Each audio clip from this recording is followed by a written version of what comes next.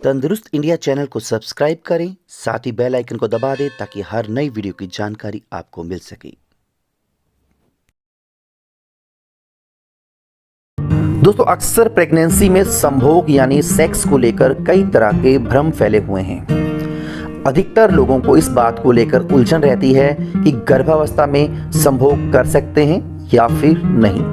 वहीं कुछ लोगों को लगता है कि प्रेगनेंसी में संभोग करने से गर्भस्थ शिशु को नुकसान पहुंच सकता है। तो आइए जानते हैं गर्भावस्था के 9 महीनों में आप संभोग यानी सेक्स कर सकते हैं या फिर नहीं। सबसे पहले हम बात करेंगे कि किन हालातों में गर्भावस्था में संभोग यानी सेक्स करना बिल्कुल मना होता है।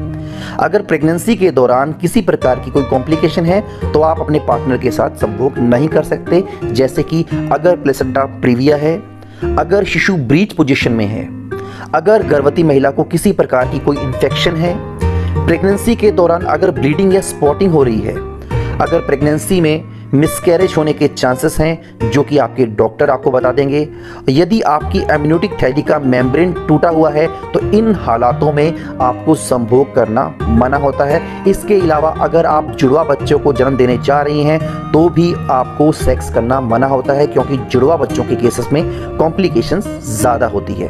दोस्तों, हम बात करेंगे कि गर्भावस्था में संभोग करने के क्या क्या फ़ायदे हैं और आप इन फ़ायदों को इस प्रकार जान सकते हैं। सबसे पहला फायदा है, इससे पेल्विक एरिया की मांसपेशियां मजबूत होती हैं। गर्भावस्था के दौरान विशेषकर तीसरी तिमाही में संभोग करने का सबसे बेहतरीन फायदा यह है कि इससे पेल्विक के निचले हिस्से की मसल्स यानी मांसपेशियां मजबूत होती हैं, लचीली होती हैं और गर्भावस्था में नियमित सेक्स करने से ये मांसपेशियां एक्टिव और मजबूत रहती है, जिससे नॉर्मल डिलीवरी की प्रक्रिया सरल हो जाती है।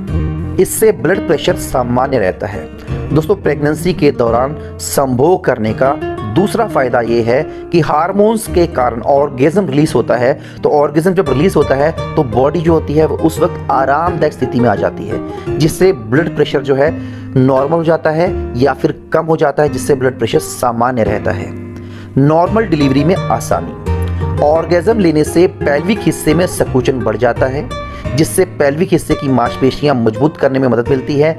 यह प्रसव और डिलीवरी के बाद आपको बहुत फायदा पहुंचाएगा। प्रेगनेंसी में सेक्स करने का एक बहुत बड़ा फायदा है। बार बार पेशाब निकलने की समस्या दूर होती है। गर्भावस्था में बार बार पेशाब आने की दिक्कत होती है, यहाँ तक कि छींकने या हंसने पर भी प्रेगनेंसी में पेशाब निकल सकता है। वहीं जैसे जैसे बच्चा बड़ा होता है वैसे वैसे मूत्राशय पर दबाव पड़ता रहता है। जिन मांसपेशियों को आप प्रसव के लिए मजबूत कर रही हैं वो पेशाब को रोकने और पेशाब निकलने की समस्या में मदद कर सकती हैं, यानी कि संभोग करने से पेल्विक एरिया की जो मसल्स हैं मजबूत होते हैं, जिससे बार बार पेशाब निकलने की समस्या दूर हो जाती है प्रेगनेंसी के दौरान।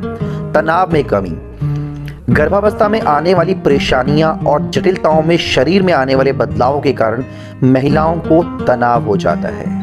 सेक्स करने पर ऑक्सीटोसिन नामक हार्मोन रिलीज होता है, जो कि काफी हद तक तनाव को कम करने और बेहतर नींद लाने में मदद करता है।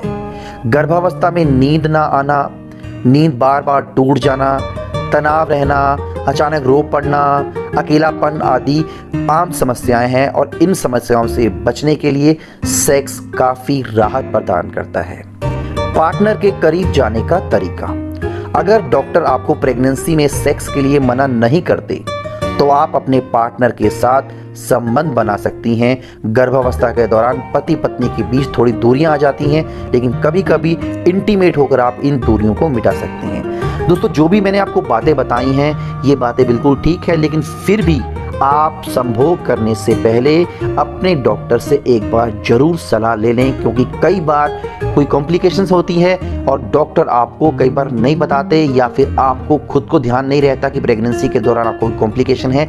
जैसा मैंने आपको पहले बताया है कि प्रेगनेंसी में अगर कोई कॉम्प्लिकेशन है तो आपको संभोग नहीं करना चाहिए। इसके अलावा आपको पोजीशन का भी ध्यान रखना चाहिए, क्योंकि प्रेगनेंसी में पेट का आकार ज़्यादा बढ़ जाता है। तो ऐसे में ऐसा ना हो कि आपके पार्टनर की बॉडी का जो वेट है आपके पेट पर पड़े, जिससे शिशु को नुकसान हो सकता है। तो इसलिए आपको पोजीशन का भी खास ध्यान रखना है। दोस्तों वीडियो को यहीं पे समाप्त करते हैं। उम्मीद है वीडियो आपको अच्छी लगी होगी। धन्यवाद।